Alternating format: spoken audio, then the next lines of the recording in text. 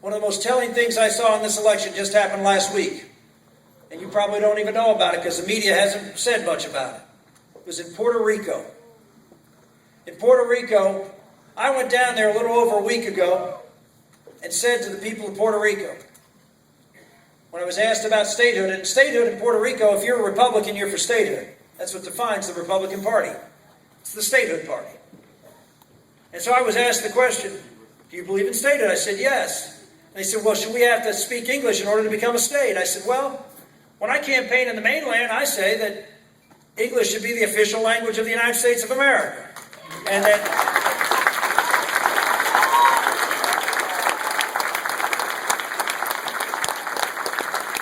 and as the son of an Italian immigrant who told me when he came to this country he had to speak English, it was the greatest gift he was ever given.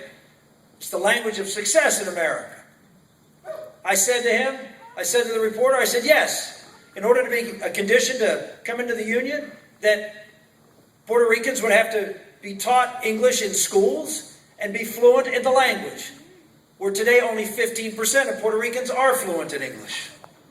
And so I said, as a condition of statehood, yes, I would require it. Now, I was just hammered, because that's not what they wanted to hear. But I wasn't going to go to Puerto Rico and say one thing, and then come back here into a group of folks and say something else.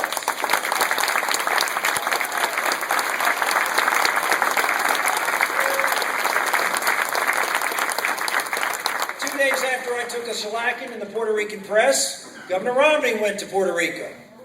Governor Romney has a position that English should be the official language of the country, just like me. And he was asked the question, would you admit Puerto Rico as a state if they didn't speak English? And the answer was, yes, I would.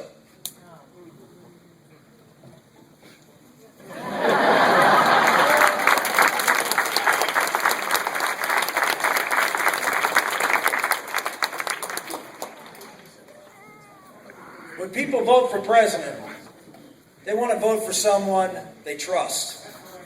Yep. Someone who's authentic. Someone who won't say anything to get elected, but will stand up and do what's right for the people of this country.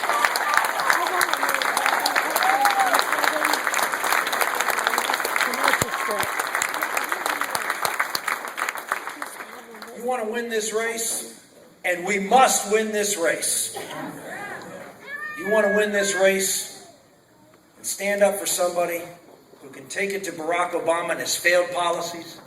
He can stand up and draw a clear contrast, can relate to the voters in Wisconsin, in Indiana, in Ohio, Pennsylvania, Virginia, North Carolina, Missouri, the swing states.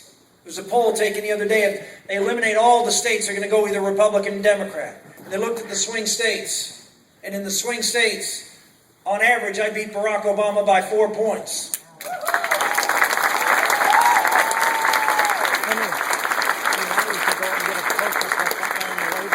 On average, Governor Romney lost to Barack Obama by 4 points. Why does Governor Romney do better on these national polls than I do? Because he does better in California and New York and Massachusetts. Anybody think we're winning those states this year? Folks, look at who can win. Look at who has the message. Someone who's going to probably be outspent. I know what that's like. And I won, hopefully with Louisiana today, I will have tied somebody else for the record in the modern conservative era of a conservative running against an insurgent establishment candidate. And that person happened to run back in 1976. He won 11 states and came within 100 and some votes of getting the nomination. His name was Ronald Reagan.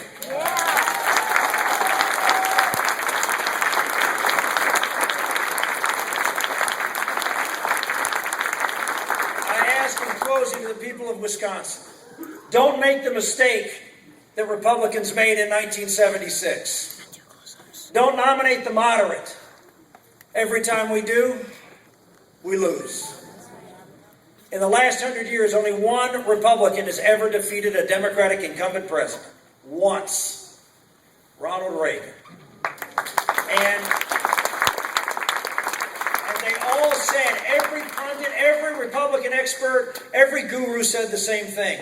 We have to nominate a moderate in order to win the election. No. Ladies and gentlemen, people of Wisconsin, we have to nominate someone who believes what you believe.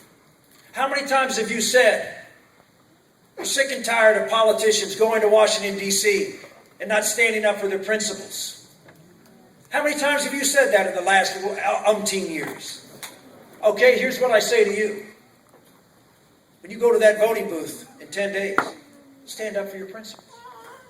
Stand up for what you know is right. Don't compromise. Don't sell America short. Make sure that you stand up so we can win this election and have an election once we win that we actually make the changes that are necessary in Washington. Thank you all very much. And God bless you. God bless America.